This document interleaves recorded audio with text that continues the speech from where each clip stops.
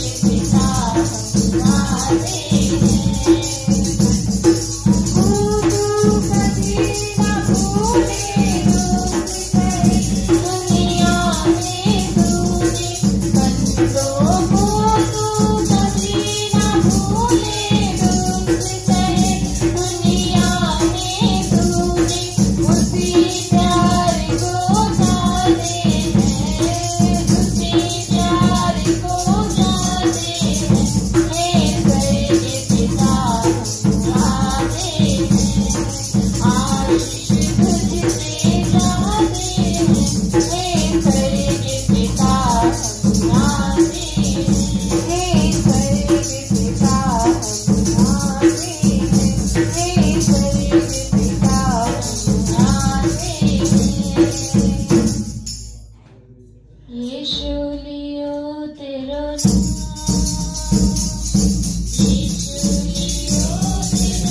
नाम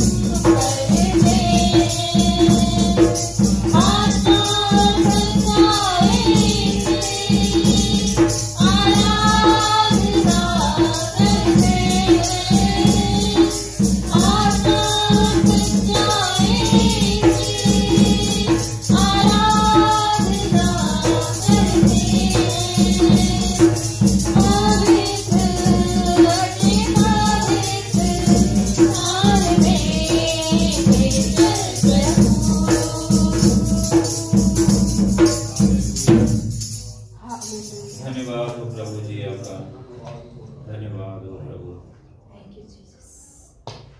आपने अब तक संभाला प्रभु जी, आगे भी प्रभु जी हर एक बातों में संभालना और जो आपको भाने वाला हो वैसा होने के लिए मदद करना प्रभु जी, सहायता करना।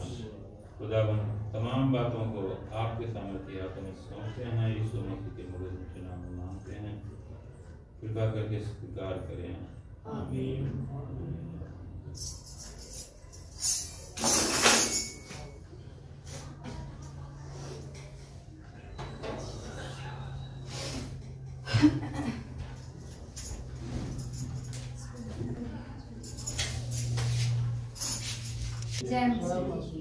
भजन संहिता 142। सहायता के लिए प्रार्थना। मैं यहोवा की दुहाई देता, मैं यहोवा से गिड़गिड़ाता हूँ। मैं अपने शोक की बातें उससे कहता मैं अपना इसके आगे टालता। जब मेरी आत्मा मेरे भीतर से व्याकुल हो रही थी, तब तो मेरी दशा को जानता था। जिस रास्ते से मैं जाने वाला था उसी में उन्होंने मेरे लिए फंदा लगाया। मैंने दाहिनी ओर देखा परंतु कोई मुझे नहीं दिखा, शरण कहीं नहीं रही, न मुझको कोई पूछता है। हे यहोवा, मैंने तेरी दुहाई दी है, मैंने कहा तू मेरा शरण स्थान है, मेरे जीते जी तू मेरा भाग है। मेरी चिल्लाहट को ध्यान देकर सुन, क्योंकि मेरी बड़ी दुर्दशा हो गई है। जो मेरे पीछे खड़े हैं उनसे मुझे बचा ले, क्योंकि वे मुझसे अधिक सामर्थी हैं। मुझको बंदीगृह से निकाल कि मैं तेरे नाम का धन्यवाद करूं। धर्मी लोग मेरे चारों ओर आएंगे, क्योंकि तू मेरा उपकार करेगा। आमीन। नीति वचन 4।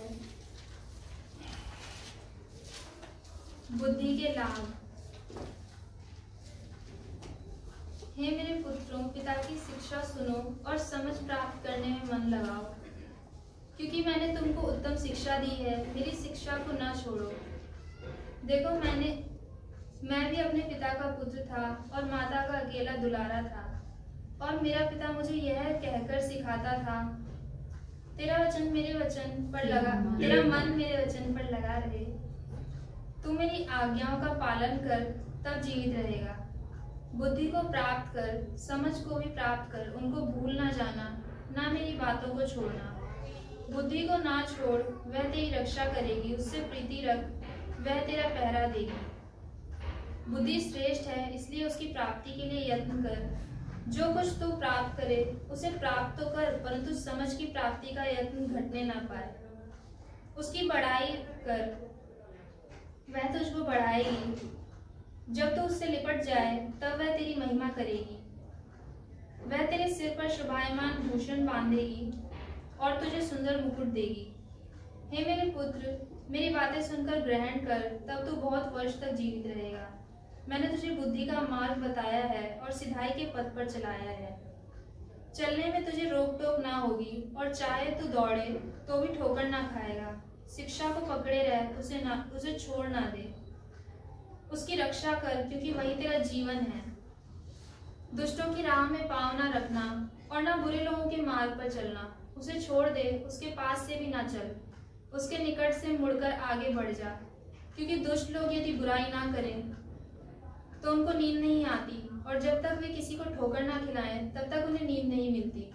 वे तो दुष्टता से कमाई हुई रोटी खाते और उपद्रव के द्वारा पाया हुआ दाख मधु पीते हैं। परंतु धर्मियों की चाल उस चमकती हुई ज्योति के समान है, जिसका प्रकाश दोपहर तक अधिक बढ़ता रहता है। दुष्टों का मार्ग घोर अंधकार में है, वे नहीं जानते कि वे किससे ठोकर खाते हैं। हे मेरे पुत्र, मेरे वचन ध्यान धर के सुन और अपना कान मेरी बातों पर लगा। इनको अपनी आंखों की ओट न होने दे, वरन अपने मन में धारण कर, क्योंकि जिनको वे प्राप्त होती है वे उनके जीवित रहने का और उनके सारे शरीर के चंगे रहने का कारण होती है। सबसे अधिक अपने मन की रक्षा कर, क्योंकि जीवन का मूल स्रोत वही है।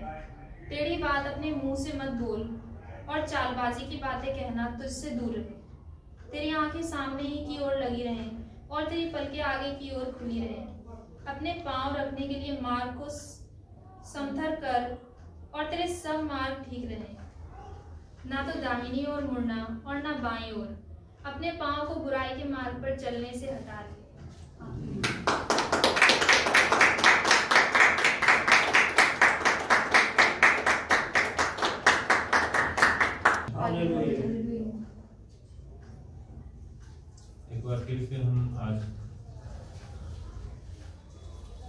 उसी वचन पर आते हैं।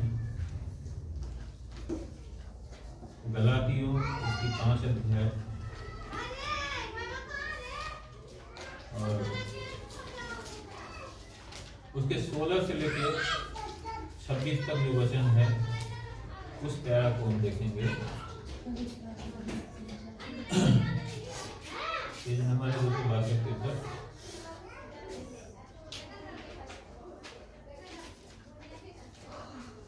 पढ़ें। पवित्र आत्मा द्वारा संचालन। पर मैं कहता हूँ आत्मा के अनुसार चलो तो तुम शरीर की लालसा किसी रीति से पूरी ना करोगे, क्योंकि शरीर आत्मा के विरोध में और आत्मा शरीर के विरोध में लालसा करता है, और ये एक दूसरे के विरोधी है, इसलिए कि जो तुम करना चाहो वह ना करने पाओ। और यदि तुम आत्मा के चलाए चलते हो तो व्यवस्था के अधीन ना रहे।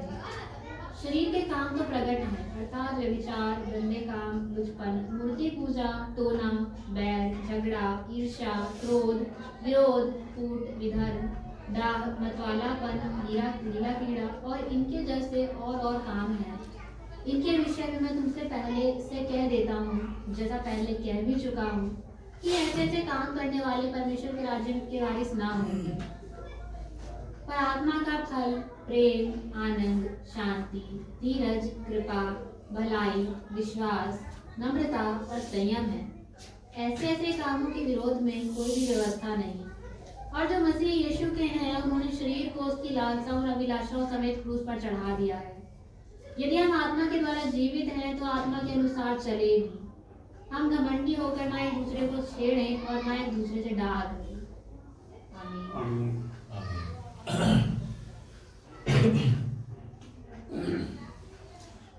यीशु मसीह की जय। हालेलुया। परमेश्वर का धन्यवाद हो इस सुंदर और सामर्थी वचन के लिए। यहाँ पर क्या लिखा है? पवित्र आत्मा द्वारा संचालन, और इसमें दोनों ही चीजें दिखाई गई है। हालेलुया। इस वचन में दोनों रास्ते हैं और इसके परिणाम भी हैं, और हमारे सामने एक पहचान के रूप में भी है। हालेलुया। हम बहुत बार बात करते हैं ना कि मान लो चाहे कोई गैर विश्वासी है तो उसकी बात तो हम नहीं करते हैं। जो हम कहते हैं ना कि विश्वासी है, चाहे मैं कह रहा हूं वो अपने आप को जो है ना प्रभु का दास ही क्यों न कहता हो। नियम सबके लिए अलग नहीं है, सबके लिए एक ही नियम है, क्योंकि परमेश्वर एक ही है तो उसके नियम भी एक ही है। तो हम कैसे पहचानेंगे कि वो पवित्र आत्मा के द्वारा चल रहा है या नहीं चल रहा है, और वो आत्मिक है या नहीं है आत्मिक? क्योंकि देखो, प्रचार करना ठीक है, दोनों ही तरीके से हो सकता है। आत्मिक रीति से भी हो सकता है, और हम 20 किताबें पढ़ लें तो हम विद्वान हो सकते हैं, तो भी प्रचार कर सकते हैं। लेकिन दोनों के असर भी अलग अलग होंगे। आत्मिक का असर भी आत्मिक होगा, और जो बाहरी है उसका बाहरी ही असर रहेगा। जैसे हम स्कूल में जाते हैं पढ़ने के लिए, तो वहाँ आत्मिक बातें कोई होती नहीं है। वहां जो है क्या है कि एक एकेडमिक शिक्षा हम पाते हैं।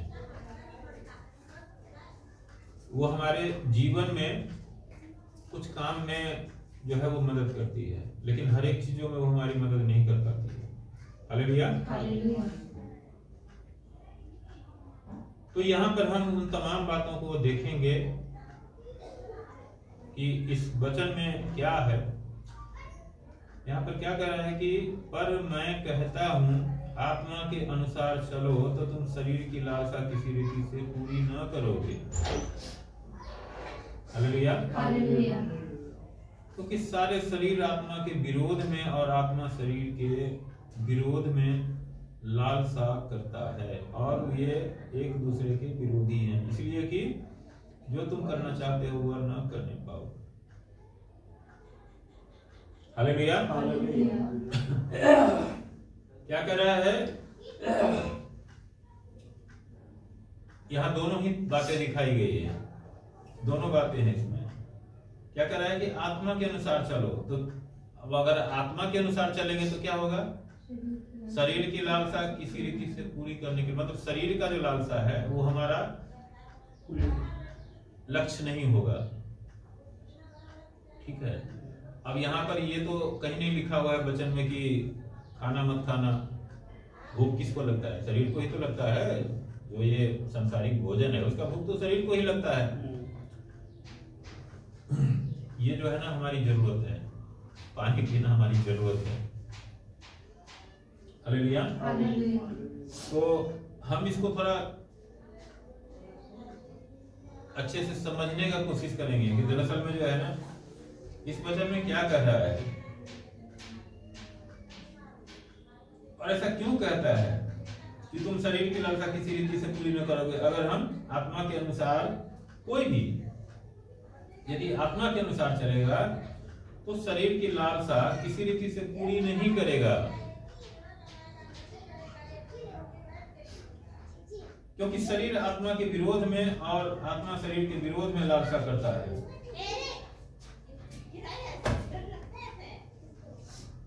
अब बताइए दोनों जो है क्या है, एक दूसरे के परस्पर विरोधी है। आप सोचिए कि जो भी बुराई के जो काम है वो होता कहां से। मान लो किसी को हमने गाली दिया तो हमने इस शरीर से ही गाली दिया ना। अगर हमने किसी को बुरा भला कहा, किसी का कुछ ले लिया, किसी का कुछ छीन लिया, किसी के साथ बदतमीजी करी, तो ये सारा काम जो है ये क्या है, हमने मान लो चोरी किया या कुछ भी किया, करते तो इसी शरीर से है ना।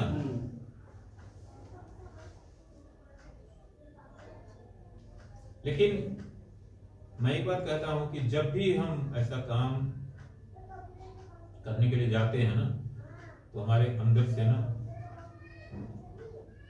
मन हमें, आत्मा जो है ना वो रोकने की कोशिश करता है, हमें बताता है।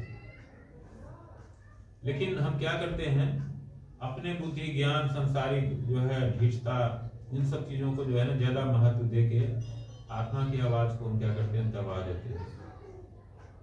यानी कि शरीर को जो है ना हम ज्यादा महत्व देते हैं और आत्मा को हम महत्व नहीं देते हैं। इस कारण से हम क्या करते हैं, तो बुराई कर लेते हैं। हालेलुया। लेकिन ये दोनों एक दूसरे का हमेशा ही विरोध करता है। शरीर कहता है कि अरे ये आत्मा कुछ नहीं होता है, ये सब फालतू की बातें हैं, तू कर ले, जो करना है तुझे कर ले, इसका सामान है ना यहाँ पर, वो खा लो, कोई दिक्कत नहीं है, कुछ नहीं होता है। देख तुझसे भी तो बड़े चोर हैं, उनका कुछ हुआ है, कुछ नहीं हुआ, बड़े बड़े चोरी कर रहे हैं, तो तू ये छोटी सी चोरी करेगा तो क्या होगा, कुछ नहीं होगा। वहां पर क्या है, आत्मा कहता है कि नहीं नहीं ये मत करो, इसका परिणाम गंभीर है। तो मतलब, और आत्मा जो करना चाहता है, नहीं नहीं कोई बात नहीं है, हम जो चोरी की जो रोटी खाएंगे उससे अच्छा है कि हम थोड़ा सा जो है कम ही खा लेंगे, है ना, थोड़ा भूखे ही रह लेंगे। तो ये जो चीजें हैं ना हमें समझना चाहिए किस तरह से आत्मा और शरीर एक दूसरे के विरोध में काम करते हैं। हालेलुया। और ये इसलिए करते हैं कि जो तुम करना चाहते हो वह करने न पाओ। मतलब आत्मा भी यही चाहता है कि शरीर से कोई बुराई के काम ना हो, इसीलिए आत्मा रोकती है। और शरीर जो है ना आत्मा की आवाज इसीलिए दबाने की कोशिश करती है कि ताकि उसको बुराई करने की आजादी मिल जाए। तो मतलब दोनों ही अपने अपने तरह से वही कर रहे हैं। और यदि तुम आत्मा के चलाए चलते हो तो व्यवस्था के अधीन न रहे। जैसे हम बुराई शरीर से करते हैं वैसे ही दंड भी शरीर में ही पाते हैं। सांसारिक रूप से जो है, मान लो किसी को जेल का सजा दिया गया है या किसी को कोरे लगाया गया या किसी को कोई भी दंड दिया गया तो उसके शरीर पर ही पड़ेगा ना।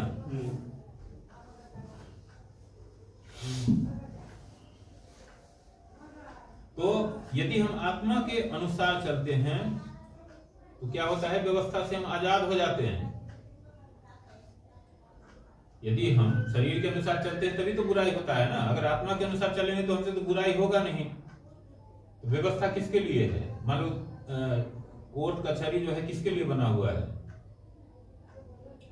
ऐसा देखा है कभी कि कोर्ट में जो है ना किसी को भी राह चलते को जो है पकड़ के ले आया और उसको जो फांसी पर चढ़ा दे? ऐसा नहीं होता है ना, क्योंकि उसने कोई गलती करी नहीं है।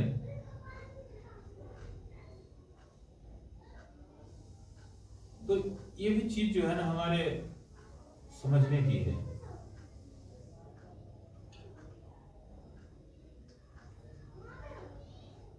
शरीर के काम तो प्रकट हैं, अर्थात व्यभिचार, गंदे काम, लुचपन, मूर्ति पूजा, टोना, बैर, झगड़ा, ईर्ष्या, क्रोध, विरोध, फूट, विधर्म, डाह, मतवालापन, लीला क्रीड़ा और इनके जैसे और काम है। इनके विषय में मैं तुमसे पहले से कह देता हूँ, जैसा पहले कह भी चुका हूँ कि ऐसे ऐसे काम करने वाले परमेश्वर के राज्य के बारे में सुना होंगे। अब ये सब जो है शरीर के काम है। अब ये इसमें से कोई भी काम यदि कोई करता है और हम देखते हैं कि वो कर रहा है, तो हम जान सकते हैं कि ये जो है ना, ये आत्मा के अनुसार चलने वाला व्यक्ति नहीं, ये आत्मिक व्यक्ति नहीं है।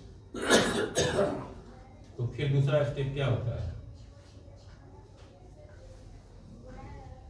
अगर कोई नया व्यक्ति है, परमेश्वर ने हमें बुद्धि ज्ञान दिया है, यदि हम समझा सकते हैं तो हम उसको समझाने का प्रयास करेंगे। लेकिन जब वो समझाने के बाद नहीं समझता है तो हमें किनारे हो जाना है, कि ताकि ऐसा ना हो कि बार बार उसके समझाने के चक्कर में हम भी जो है गिर जाएं। और यदि हम गिरेंगे तो हम भी दंड पाएंगे। ये बात आप जो है हमेशा याद रखिए। राजा दाऊद को भी जो है ना बुराइयों का दंड मिला था, तो हमको ये अलग नहीं है, वो भी परमेश्वर का था। प्रभु ने जो भी हमारे पीछे के पाप अपराध थे उसको तो क्षमा कर दिया, लेकिन साथ ही उसने बोला कि अब से पाप मत करना, क्योंकि अब जो पाप करेंगे ना उसका क्षमा जो है बहुत मुश्किल है। क्योंकि प्रभु यीशु मसीह दूसरी बार हमारे लिए क्रूस पर नहीं चढ़ेंगे और रोज रोज क्रूस पर नहीं चढ़ेंगे कि हम गलती करते रहे, हम बुराइयां करते रहे, अपराध करते रहे और यहाँ तक कि हम क्या करें, उदारता भी करते रहे। यहाँ पर क्या लिखा है, तमाम चीजें आपने देखा है, इसमें किसी एक पाप या अपराध का जिक्र नहीं है। हालेलुया। तो इसमें दोनों ही बातें हैं। अगर किसी के जीवन में ये सारी चीजें हैं, देखो मैं एक बात बताता हूँ कि हम सब मनुष्य हैं, कहीं ना कहीं थोड़ा बहुत हम में से हर एक चूक जाते हैं, क्योंकि हम सिद्ध नहीं हैं। इसीलिए हमें परमेश्वर की जरूरत पड़ती है। अगर हम सिद्ध होते तो परमेश्वर की जरूरत ही क्यों थी? हम सिद्ध नहीं है इसीलिए परमेश्वर की जरूरत पड़ती है। हम जो है अनपढ़ होते हैं इसीलिए हम स्कूल में जाते हैं कि ताकि शिक्षक की संगति करने का मौका मिले। कोई पढ़ा लिखा आदमी जाएगा स्कूल में, प्राइमरी में या प्रेप में नाम लिखाने के लिए? नहीं जाएगा ना।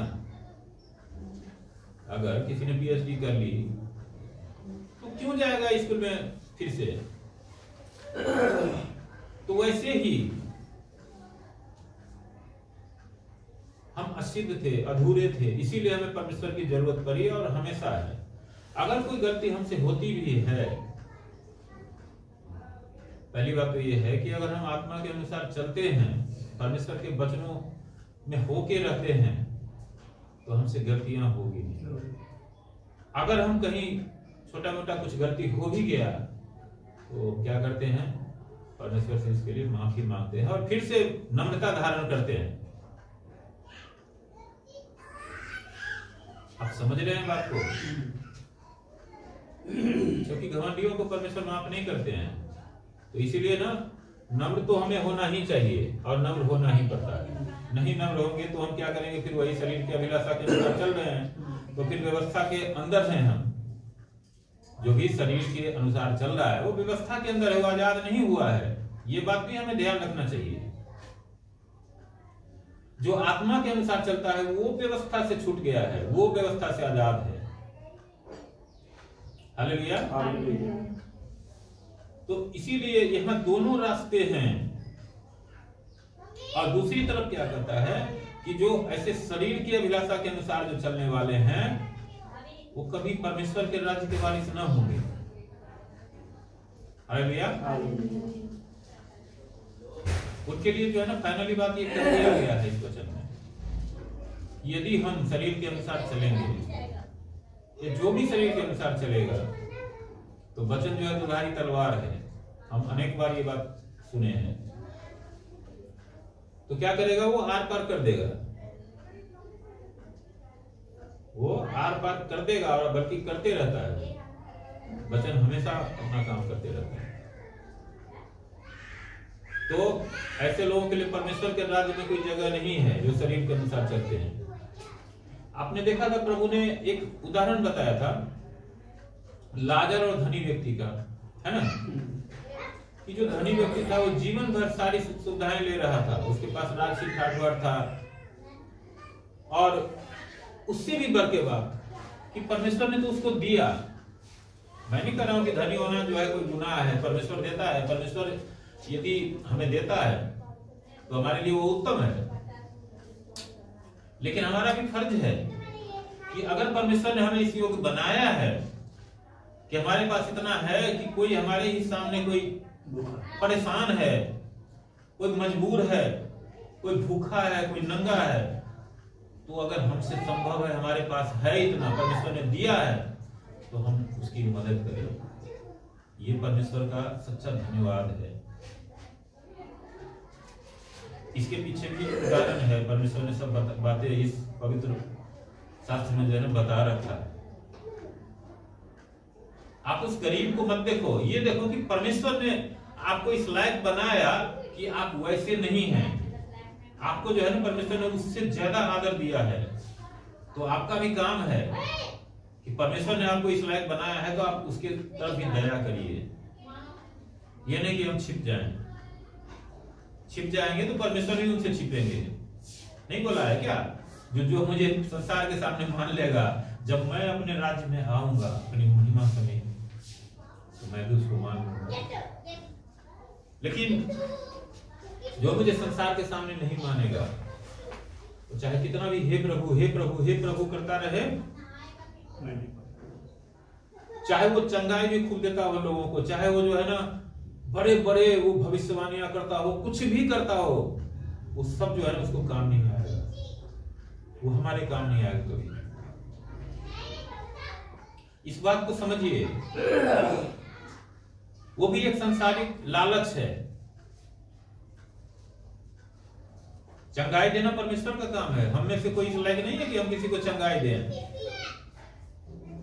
या भविष्यवाणी कर लें। अगर करेंगे तो झूठ होगा। वो सच्ची भविष्यवाणी परमेश्वर की ओर से मिलता है।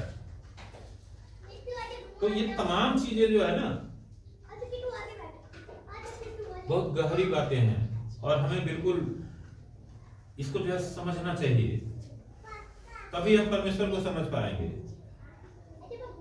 दोनों चीजें नहीं हो सकता है। आप जानते हैं कि जब वो धनी व्यक्ति मरा तो क्या हुआ, और लाजर मरा तब क्या हुआ।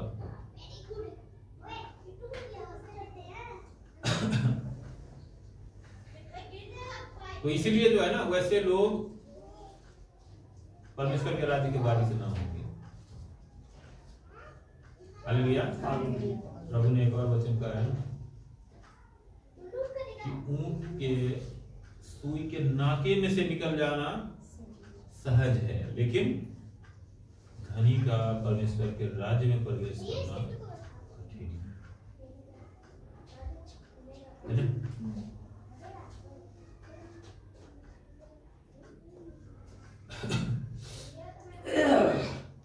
तो परमेश्वर के राज्य के विषय में भी हम समझ गए कि इस वचन के अनुसार जो है क्या है।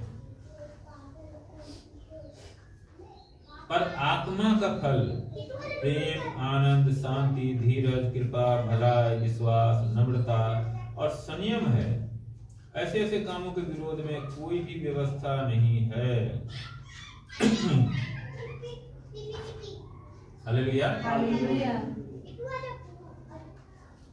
आपने कभी सुना है कि जैसे हम अपने देश में रहते हैं तो हमारे देश में चलाने के लिए जो हमारे देश को एक संविधान है ना, जिसको व्यवस्था बोलते हैं। तो व्यवस्था हमें ये बताता हो कि जैसे यहाँ पर लिखा है कि प्रेम करना, कहता है कि नहीं तुम्हें प्रेम करना ही करना है, प्रेम नहीं करोगे तो तुम नागरिक नहीं हो, कहता है ऐसा, या तुमको जेल में डाल दिया जाएगा, है ना। आनंद तुम्हारे जीवन में है या नहीं है, तब भी तुमको जबरदस्ती जो है ना नाचना ही नाचना है, नहीं नाचोगे तो जेल के अंदर नाचोगे।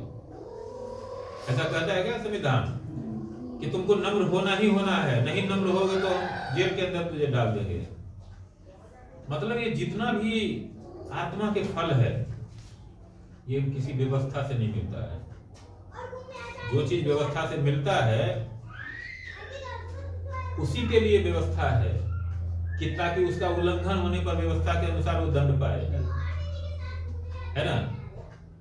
हमें नागरिक अधिकार मिले हुए है ना, शिक्षा का अधिकार, भोजन का अधिकार,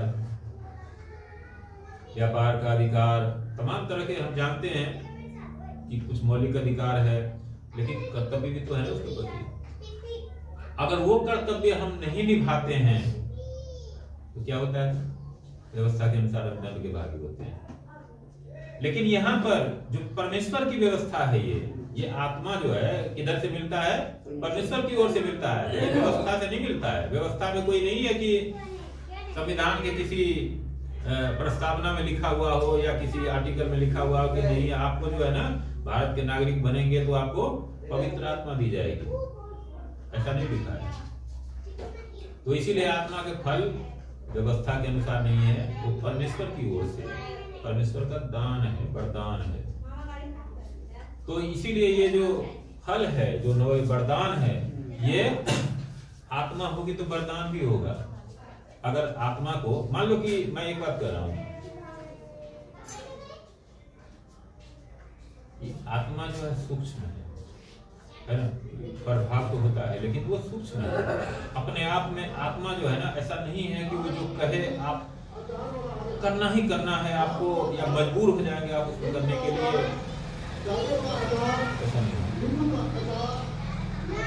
आप क्या है, जब परमेश्वर के आगे अपने आप को सरेंडर कर देते हैं पूरी तरह से, तब पवित्र आत्मा की आवाज को आप सुनते हैं और उसके अनुसार आप चलते हैं।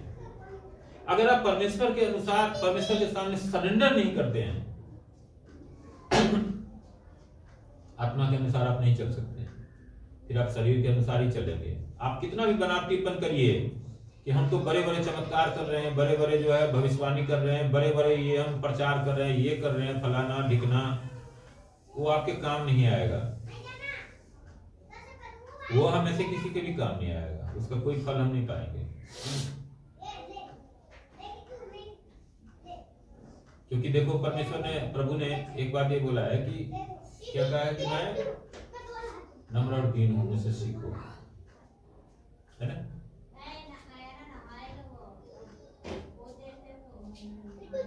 इतना बड़ा देखो, मुझे लग रहा है कि पूरे बाइबल के अंदर जो है ना, मूसा से बड़ा चरवाहा कोई देखने सुनने में नहीं आता है ना। नहीं, वो तो प्रभु है। जितने भी प्रभु के चुने हुए दास हुए हैं उसमें मूसा से बड़ा कोई नाम नहीं है, बड़ा कोई चरवाहा नहीं है, जिसने 20-30 लाख 40 लाख इजरायलियों को, वो भी 40 साल तक चरवाही किया और डेस्टिनेशन तक पहुंचाया। ऐसा भी नहीं है कि उसको जो है कोई कहीं गया और मूसा चलता रहा, उसके साथ 2-4 लोग चलते रहे, सबको संभाल के लेके चला। हर एक मुसीबत में वो परमेश्वर के आगे अपने आप को प्रस्तुत किया, उन लोगों के साथ खड़ा रहा और उनको जो है, जो परमेश्वर ने वायदे का देश उनके लिए वायदा किया था अब्राहम से, उसके करीब पहुंचा के तब जो है मरा।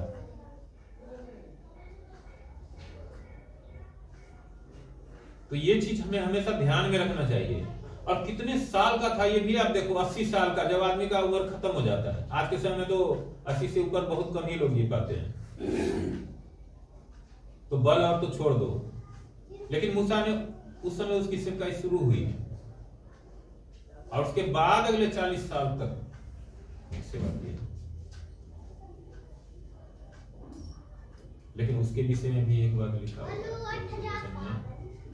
कि उसके जैसा नम्र इस धरती पर कोई नहीं है। तो परमेश्वर ना हमेशा हम्बलनेस चाहते हैं, नम्रता चाहते हैं। अगर हम नम्र नहीं हैं तो आप ये मान के चलो कि जब तक हम परमेश्वर से नहीं मांगेंगे और उसका भय अपने अंदर नहीं रखेंगे और नम्रता जब तक हम धारण नहीं करेंगे, तब तक परमेश्वर को हम देख नहीं सकते हैं अपने जीवन में।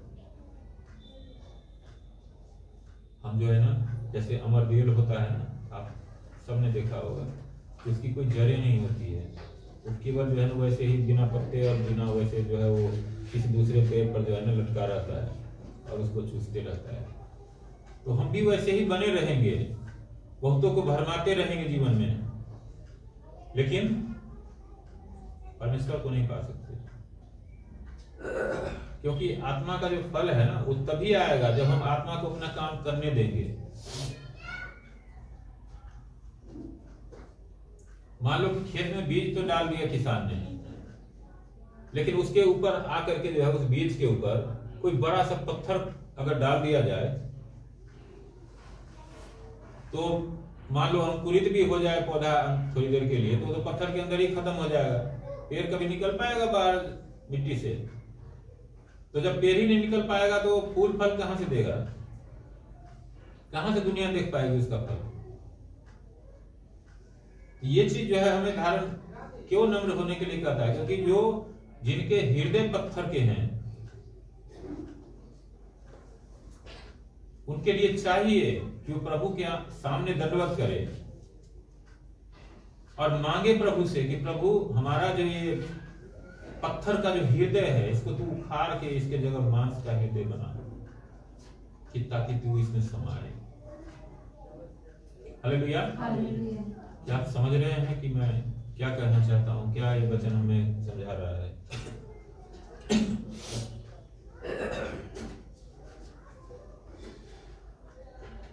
ये कोई व्यवस्था, कोई संविधान हमें नहीं बताएगा, कोई वकील, कोई जज हमें ये नहीं बताएगा।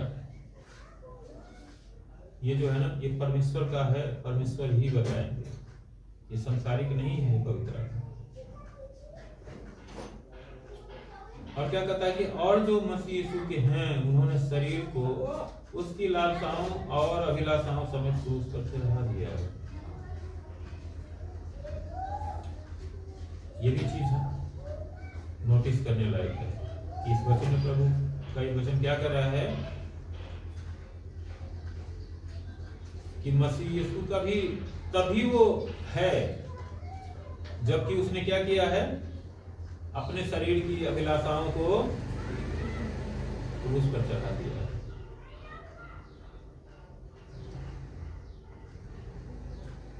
आप ये मत समझिए कि हम प्रभु से पैसे मांगेंगे तब प्रभु देंगे, प्रभु से घर मांगेंगे तब वो देंगे, प्रभु से हम गाड़ी मांगेंगे तब वो देंगे, हम नौकरी मांगेंगे तब देंगे।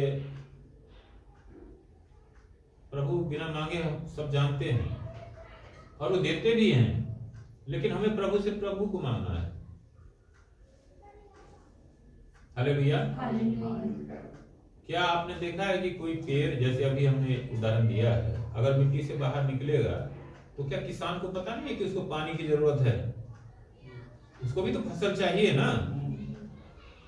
तो जब एक संसारिक किसान थोड़े दिन की जो फसल होती है उसके लिए इतना यत्न करता है कि सर्दी गर्मी बरसात सारा चीज झेलता है ना, उसमें खाद डालता है बढ़िया से बढ़िया की ताकि अच्छा से अच्छा फसल आए, पानी समय समय पर देता है,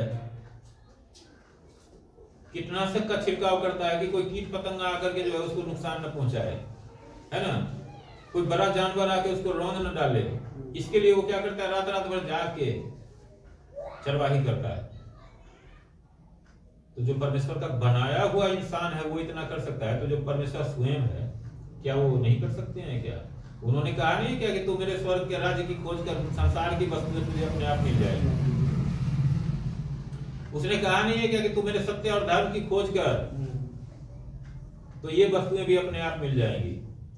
क्योंकि जो अन्य जाति है वो इनकी खोज में रहता है, लेकिन तुम्हारा परमेश्वर जानता है कि तुम्हें क्या चाहिए। ये सब बातें हमें वही बताता है कि हमें शरीर की लालसाओं के पीछे भागने की जरूरत नहीं है। यदि हम आत्मा के फल, आत्मा के वरदान, इसकी खोज में रहेंगे, यदि हम परमेश्वर की खोज में रहेंगे, तो जो हमारी शरीर की जरूरतें हैं वो परमेश्वर अपने आप ही मुहैया कराते हैं, क्योंकि वो यहोवा राफा है, वो मुहैया कराने वाला परमेश्वर है। हालेलुया। यदि हम आत्मा के द्वारा जीवित हैं तो आत्मा के अनुसार चले भी। हम घमंडी होकर न एक दूसरे को छेड़ें और न एक दूसरे से डाह करें। अब जैसे कि यहाँ पर देखिए तो डाह क्या है? ईर्ष्या, डाह, ये तमाम जो शरीर की अभिलाषा है। इसीलिए हमें शरीर की अभिलाषाओं को क्रूस के पीछे फेंक देना है। शरीर की अभिलाषाओं को ढोना नहीं है हमें जीवन में। वो तो ऐसे ही है कि जैसे मान लीजिए मैं आपको एक एग्जाम्पल बताता हूँ कि गाय है, भैंस है, आदमी किस लिए पालता है? मेन पर्पस क्या होता है? हालेलुया। मेन उद्देश्य, मुख्य उद्देश्य क्या होता है गाय भैंस पालने का? उसे दूध पाना, क्योंकि वो दुधारू पशु है। लेकिन क्या खाली दूध ही वो देती है जब हम पालते हैं तो? अब जरा सोचो कि जहां से उसका चारा आता है ना, जिस खेत से, उस खेत के लिए वो जो है इतना बढ़िया खाद देती है जिस खाद का कोई दूसरा बराबरी नहीं है। गोबर देती है ना। उसके बाद जो है वो अपने जनरेशन को जो बढ़ाती है, मान लो जो बच्चे होते हैं उसके, तो फिर आगे के लिए भी हमारे लिए तैयार हो जाता है कि ये जब बूढ़ी हो जाएगी, जब ये इसका जो है कैपेसिटी खत्म हो जाएगा, तो फिर दूसरा तब तक तैयार हो जाएगा, 4 तैयार हो जाएगा, 10 तैयार हो जाएगा। ये सब क्या है? करते तो हम, मेन उद्देश्य हमारा एक ही होता है, लेकिन ये सब क्या है? बाय प्रोडक्ट अपने आप मिलता है ना। खेत में जब फसल उगाई जाती है, किस लिए उगाई जाती है? दाने के लिए। मान लो गेहूं उगाते हैं, किस लिए उगाते हैं? गेहूं की फसल के लिए। लेकिन क्या भूसा नहीं मिलता है? क्या भूसा किसी काम का नहीं है? पशुओं के खाने के लिए काम नहीं आता है, और भी बहुत सारे काम है। तो जरा सोचिए, इसीलिए प्रभु कहते हैं कि तेरा जो टारगेट है ना, तेरा जो लक्ष्य है ना, वो क्या होना चाहिए? प्रभु की खोज। प्रभु की खोज में रहेंगे ना, तो बाकी सब चीज हमको खोजते हुए खुद ही पहुंच जाएंगे हमारे पास। कम से कम देखो, मुझे तो विश्वास है और मैंने अपने जीवन में देखा है कि जैसे ही मैं प्रभु की तरफ थोड़ा सा भी ध्यान दे देता हूं ना, तो जो चीजें हैं वो तो खुद ही मुझे ढूंढते हुए पहुंच जाती है। अरे सर आप ही हैं क्या? लीजिए, क्या चाहिए आपको? धन्यवाद प्रभु को। कहने का तात्पर्य ये है कि प्रभु के आगे सबसे जो बड़ी जो चीज है, जिसको वो आदर करते हैं, सम्मान करते हैं, वो है नम्रता, हम्बलनेस। और केवल यही नहीं है कि प्रभु के सामने तो डर है तो हम हम्बल हैं, और बाहर जो है ना, अपने भाई के साथ, बंधु के साथ, अपने साथ काम करने वालों के साथ, या कोई हमारा रिश्तेदार है, या कोई हमारा, मान लो सड़क पर हम जाते हैं या कहीं किसी ऑफिस में जाते हैं, तो वहां जो हम सबसे झगड़ा करते रहे, वो किसका बनाया हुआ है? वो भी तो उसी परमेश्वर का बनाया हुआ है। यहाँ पे पैरेलल गवर्नमेंट थोड़े चल रहा है, सारा संसार उसी का है। हमारे एक एक काम को सुबह से लेकर रात तक जो भी करते हैं ना, सब पर नजर रखती है उस प्रभु की, और वो हर एक चीज को देखता है। ये नहीं कि हम 2 मिनट के लिए आया, प्रभु धन्यवाद धन्यवाद धन्यवाद प्रभु, अरे प्रभु आप ही महान है, आप ही सब कुछ है, और बस जैसे प्रार्थना खत्म हुआ अपनी बीवी को गाली देने लग गए, अपने बच्चों को जो है ना फटकारने लग गए, अपने पड़ोसी से झगड़ा करने लग गए, ये सब चीजें प्रभु को अच्छा नहीं लगता है। तो हमें सबके साथ अच्छा व्यवहार करना है, क्योंकि प्रभु ने भेदभाव नहीं किया कभी। आप देखो यीशु मसीह ऐसा होता था कि कुछ लोग आए तो उनको जो है ना, अच्छा तुम्हारी आंखें बंद है, तुमको खोल देते हैं। अरे ये कैसे आ गया, ये इधर से डंडा निकाल, ऐसा हुआ है क्या? जो 10 लोगों के 10 कोढ़ी के रोगी थे जो प्रभु के पास आए, प्रभु ने उन 10 को चंगा कर दिया, है ना। वो अपने अपने घर चले गए, चलो भाई हो गया, और क्या चाहिए था, कुछ चंगा ही तो चाहिए था, हो गया, मजे लो जिंदगी के। लेकिन एक बंदा जो है ना वो वापस आया, प्रभु धन्यवाद। प्रभु क्या कहते हैं अपने चेलों से, अरे केवल एक ही को मैंने चंगा किया था क्या, चंगा तो 10 हुए थे, वे कहां गए? प्रभु इसको देखता है, ये चीज हमेशा हमें ध्यान में रखना चाहिए। हम्बल क्या होता है, वो आके क्या प्रभु को कुछ दे दिया होगा क्या, या दे सकता है कोई? प्रभु ने जो अनमोल गिफ्ट उसको दिया, उसके बदले वो क्या दे सकता था, या हम क्या दे सकते हैं, कुछ दे सकते हैं क्या? किस लायक है हम? यशाया क्या करता है कि अरे मैंने तो महाराजा धीराज को देख लिया, हे प्रभु मैं तो अशुद्ध होठों वाला हूं।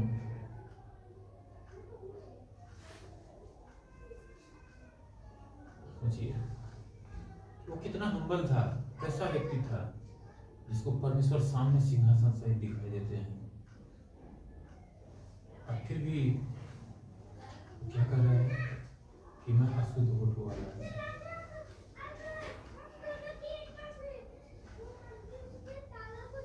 को देखो, जितने भविष्यवक्ताओं को देखो ना, उनके जीवनों को, तो आपको पता चलेगा कि दरअसल में जो है ना, परमेश्वर ने क्यों उन लोगों को चुना था और क्या ऐसा गुण उनमें डाला था कि क्यों आज तक 2000 साल, कोई 3000 साल पर, कोई 4000 साल पर, कोई कितने साल हो गए, लेकिन आज तक उनके भविष्यवाणियों को लोग पढ़ते हैं, उनकी भविष्यवाणियां आज तक सच होती जा रही है और आगे भी सारी भविष्यवाणियां पूरी होती रहेगी। क्यों प्रभु ने उनको अपना मित्र चुना, क्यों उन पर अपनी बातों को जाहिर किया?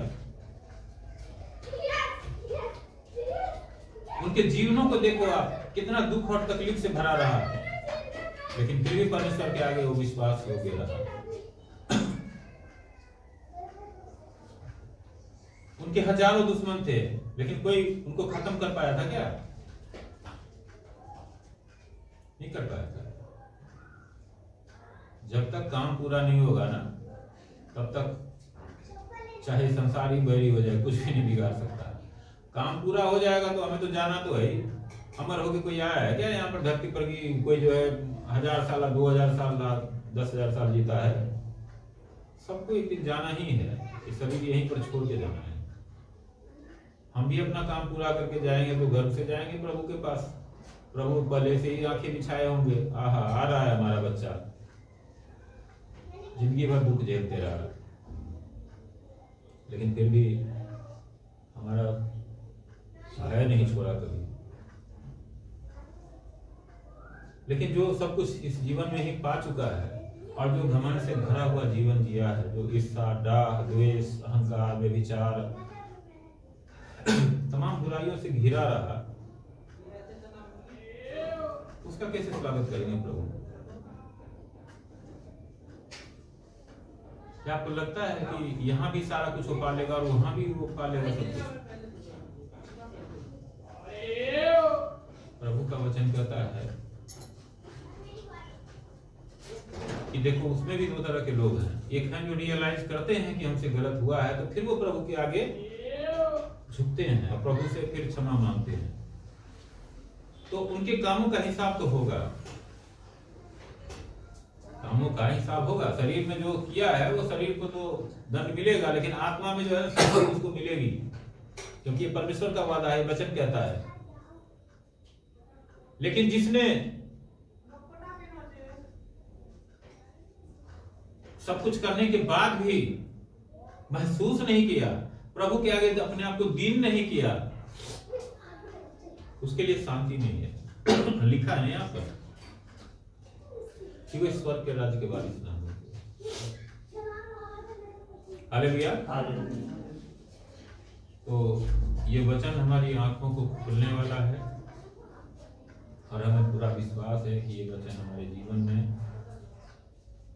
एक उत्तम समझ को लाएगा, एक उत्तम सामर्थ्य को लाएगा और हम सब उसके आगे विश्वास योग्य होके चल सकेंगे, उसके आगे नम्रता और दीनता धारण करके चल सकेंगे और जो भी परमेश्वर का उद्देश्य है हमारे जीवन से उसको हम पूरा कर पाएंगे प्रभु यीशु मसीह के मधुर